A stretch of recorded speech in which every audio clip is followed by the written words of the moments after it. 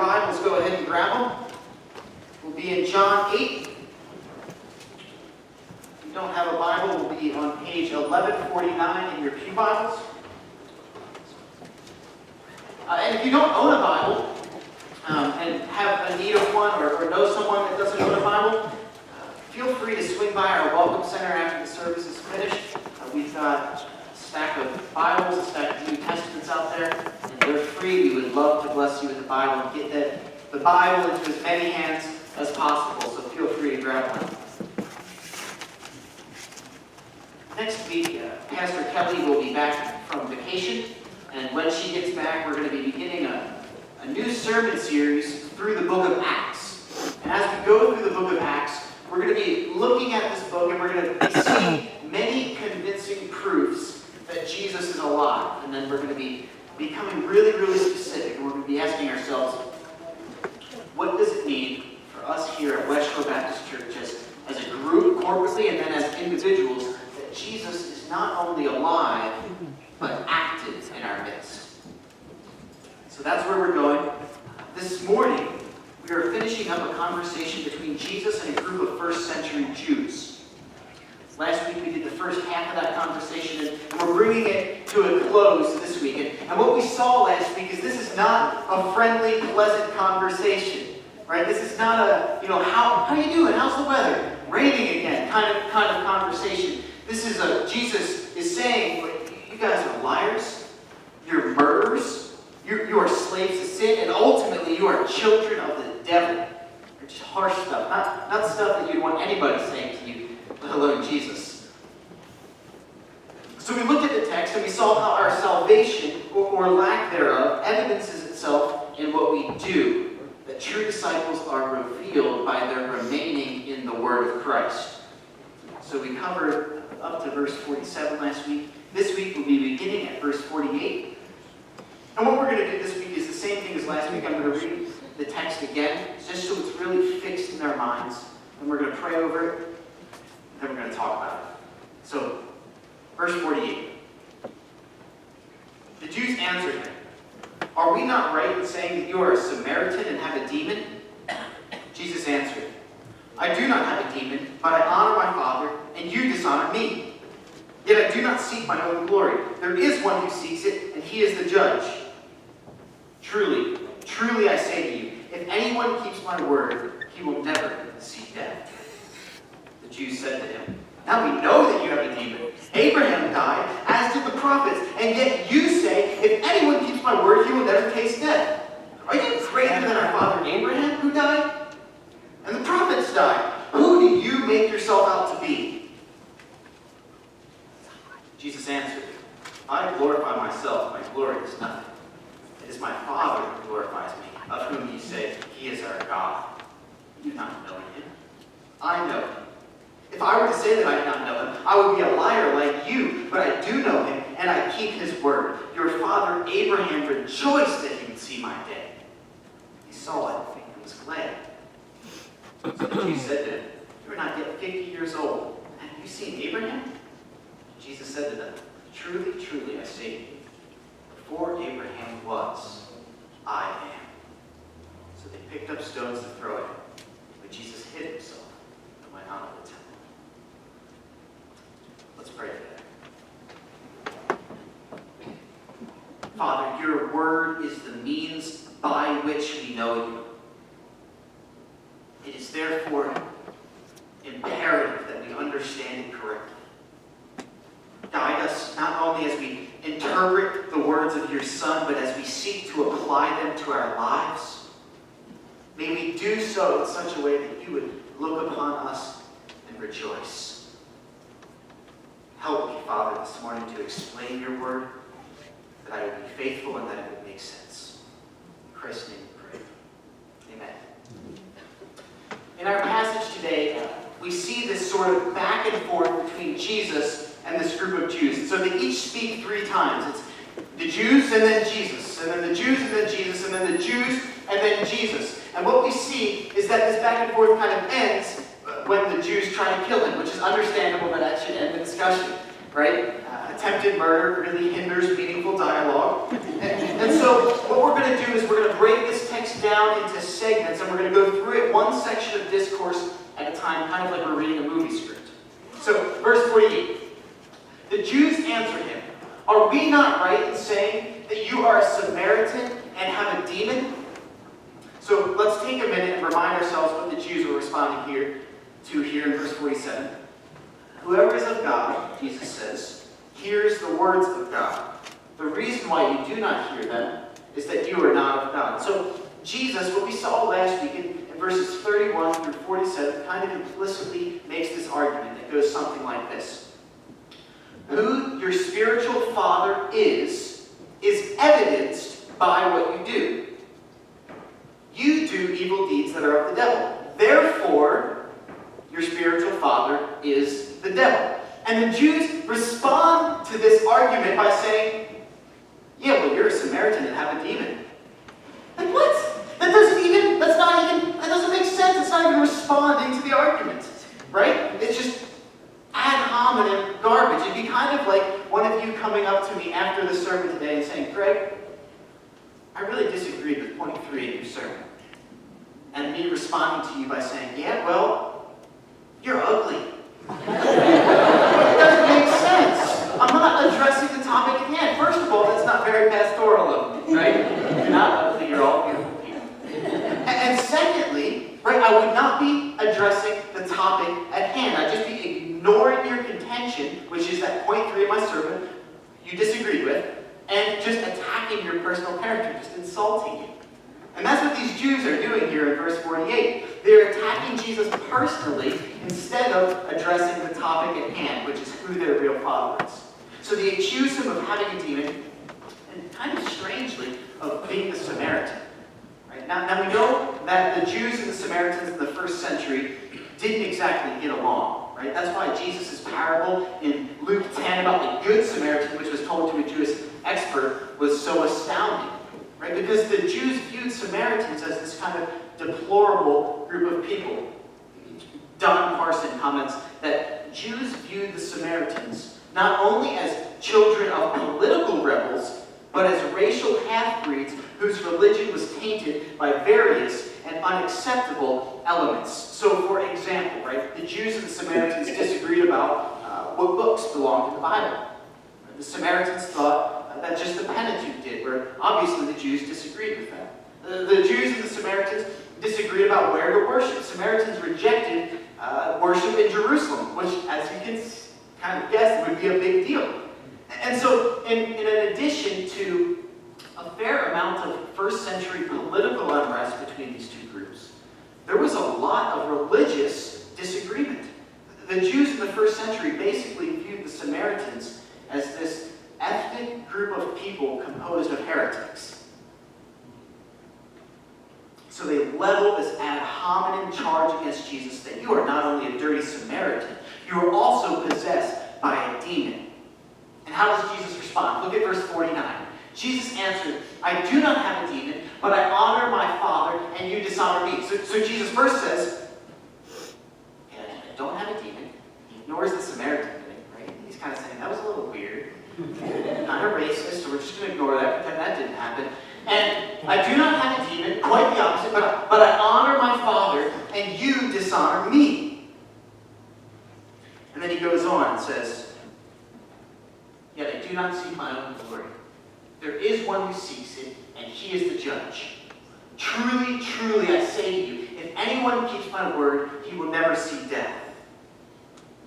So let's look at verse 50 for a second. And think about this. Jesus existed in the form of God, as God, before time began. Equal with God, right? Co-equal, consubstantial, co-eternal. Jesus is God. Yet I do not seek my own glory. There is one who seeks it, and he is the judge. So Jesus is saying that while I'm on earth for a variety of reasons, to show you how to live, to perfectly fulfill the covenant of redemption established before time, before in the Trinity, to perfectly function as your representative and federal head for a variety of reasons, I lay down my life and I submit to the Father even though I'm equal with him. I do not seek my own glory. There is one who seeks it, and he is the judge. John is full of language like this. And that is amazing that Jesus, equal with the Father, submits to him. And I want to make a point of application here that if Jesus, equal with God, immediately obeyed the Father and was submissive to him, how much more so should we? How much more so should we? He is the creator, right? You're not. You are creatures. He is creator. There is a distinct difference. We have no right to disagree, criticize, or in any way question him. He is God. When it comes to God, you're not entitled to your own opinion. He is God. He is the creator. You are creatures. We have no right to do anything but immediately and fully obey. Right? As a creator, if I were to pick up my Bible tomorrow morning, because that's how the Creator speaks, is through His Word. If I were to pick up my Bible and flip and would read that it said, everyone named Gray must shave their eyebrows. That's an example. What would I do? I'd shave my eyebrows. It doesn't matter when he asks. He's the creator. I'm the creature. I have no right to disagree. If I flip the page and it says, everyone named Gray must cut off his toes with pruning shears, I'm going to drive to Home Depot because I don't know pruning shears. But I'm going to buy some pruning shears and I'm chopping all 10 of those bad boys off. Immediately, without thinking about it. Why? Because he's the creator. I'm a creature. I don't get to disagree. He's the creator. I am the creature. And if Jesus submitted to the Father, how much more so should we? Jesus continues in verse 51 with a shocking and yet joyous sentiment. Truly, truly, I say to you, if anyone keeps my word, he will never see death. So let's just get this out here. We're all going to die, right? You are going to die someday. It might be soon, it might not be, but you will die. And the catch here is, church, you don't have any control over when that happens. You are all one undetected brain aneurysm away from dropping dead in the pew right now. No, you're not in control. You are one nail on the road away from blowing out a tire and swerving under a semi on your way home from work.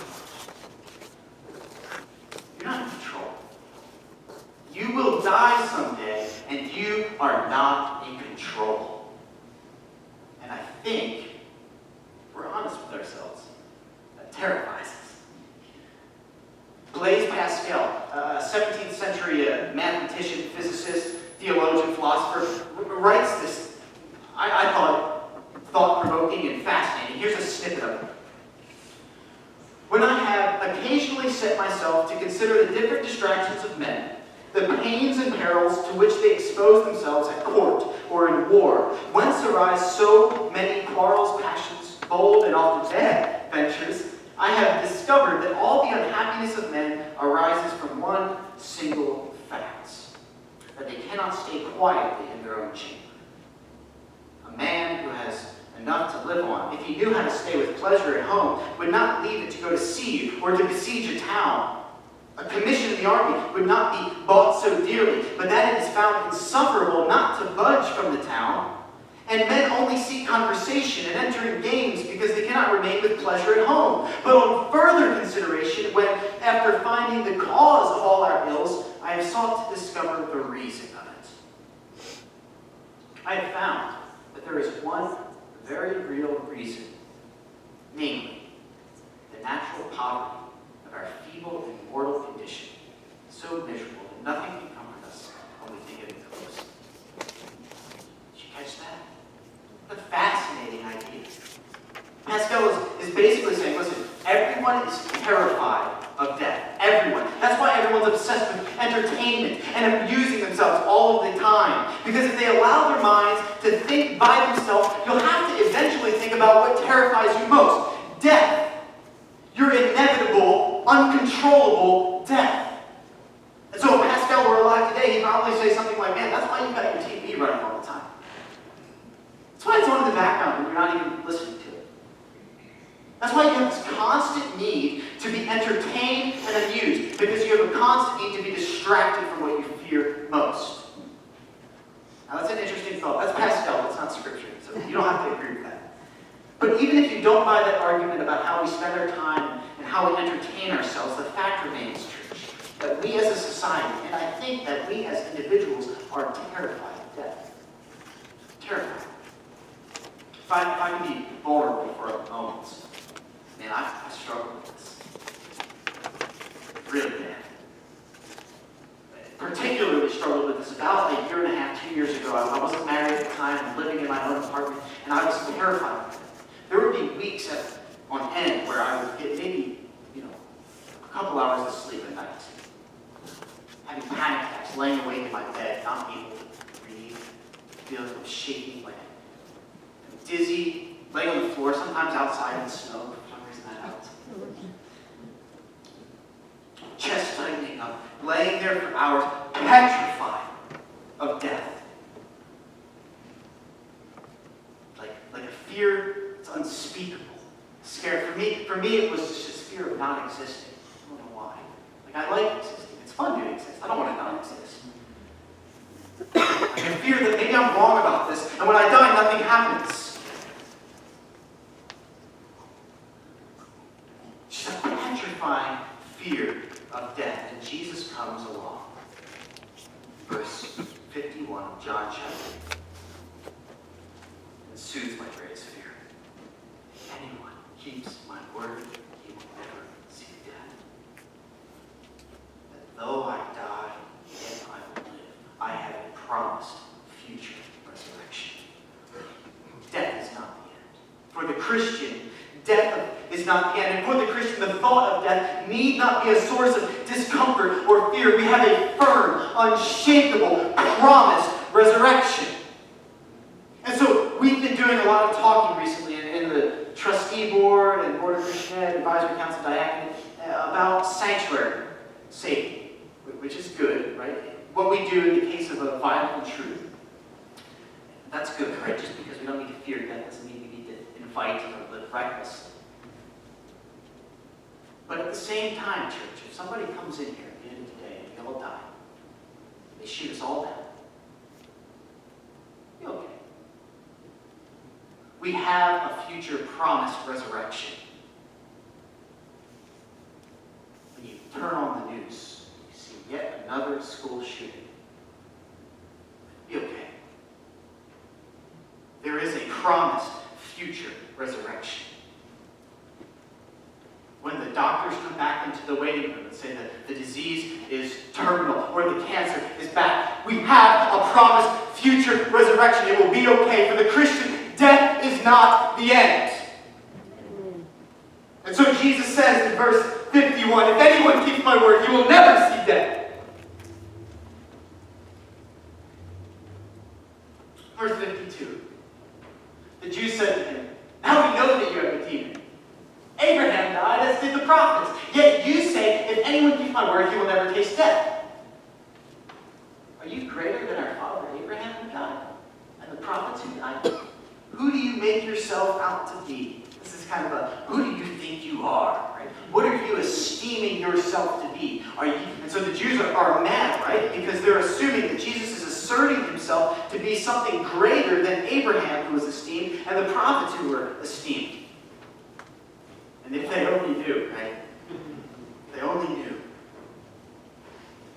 Now, I want to draw your attention to something. You may have noticed in verse 51 that Jesus says, you will never see death.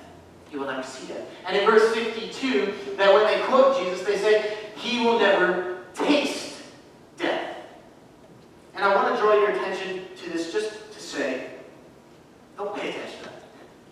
If you were thinking that there's some sort of syntactical difference that's significant, there is none. John loves to use synonyms. He also enjoys using them.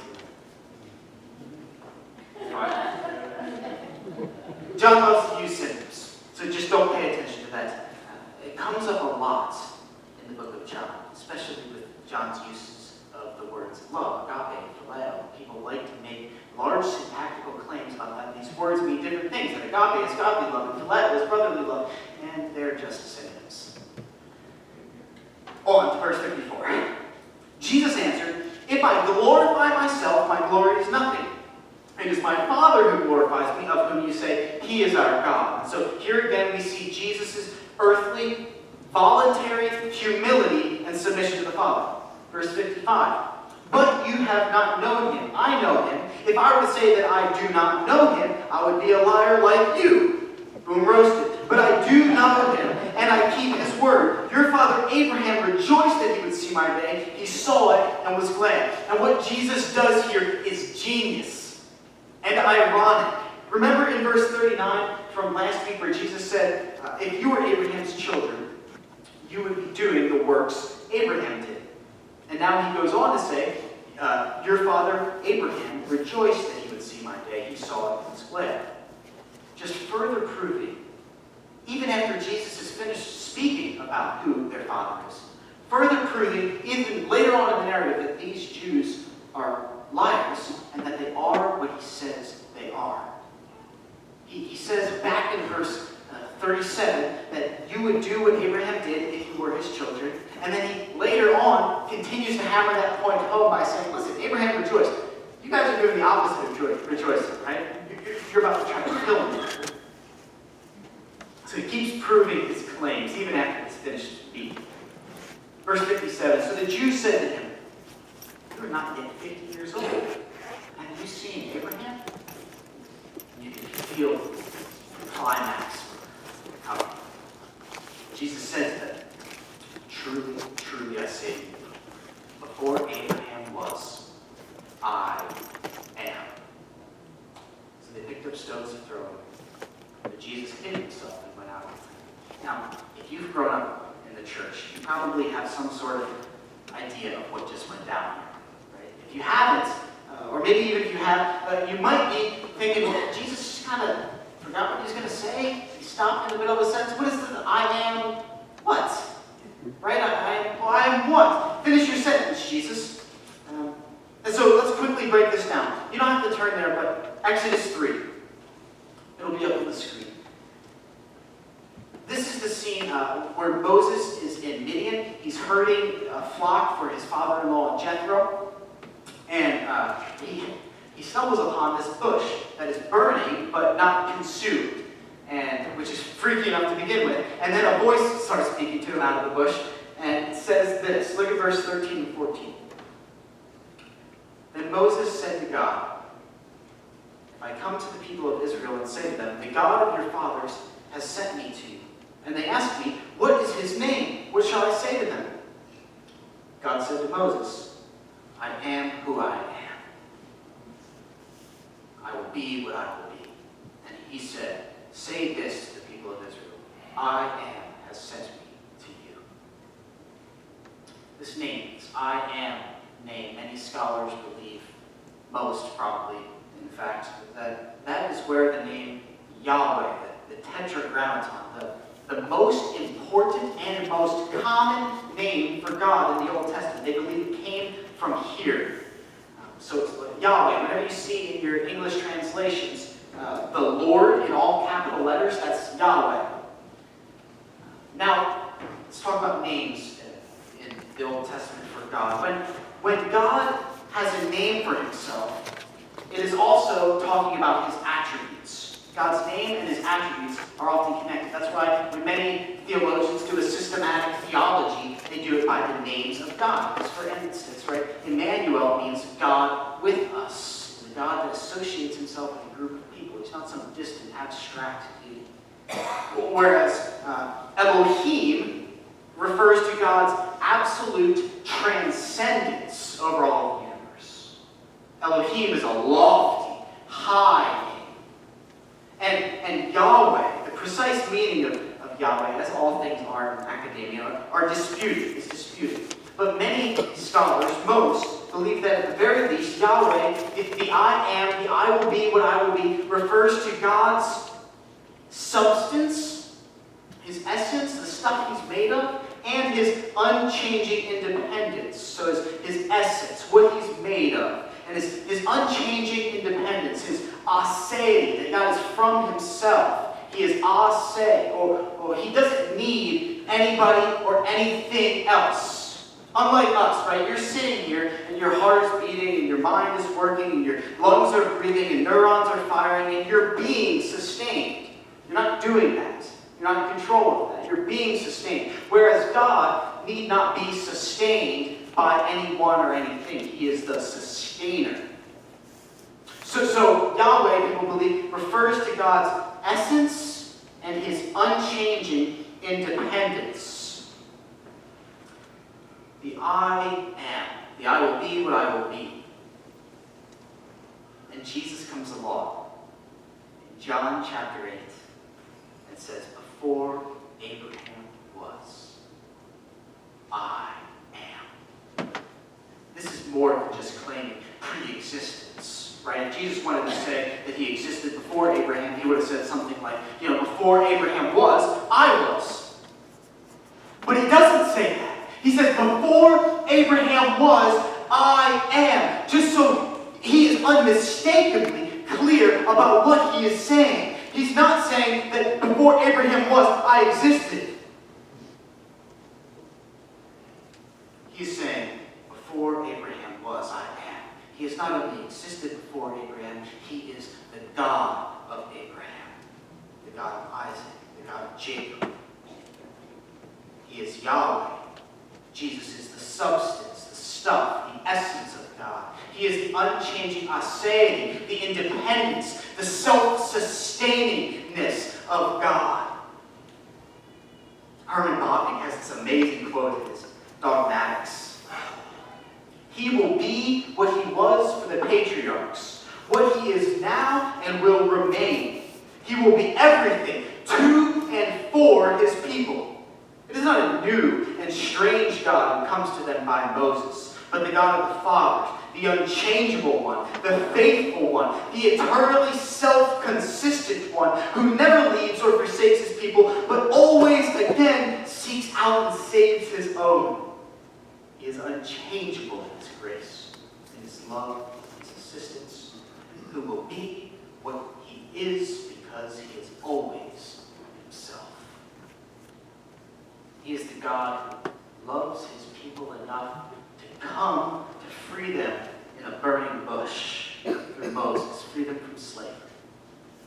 He is the God who later came down, not in a burning bush, but in the person of Jesus Christ, to free once again his people from slavery to sin. He is the same. He is yesterday, today, and forever. This is Yahweh that we read about in John chapter 8, the fullness of God. We do not serve a new or a changing God. This is the God of Abraham, Isaac, and Jacob.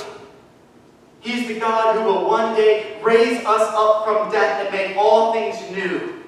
He is Yahweh, the God of the resurrection. And it is through and abiding in him that we will never taste death. Let's pray as we close.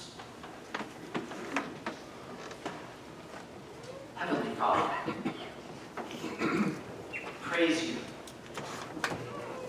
The resurrection is no myth that we can learn from. It's no moralistic story that comforts us at night.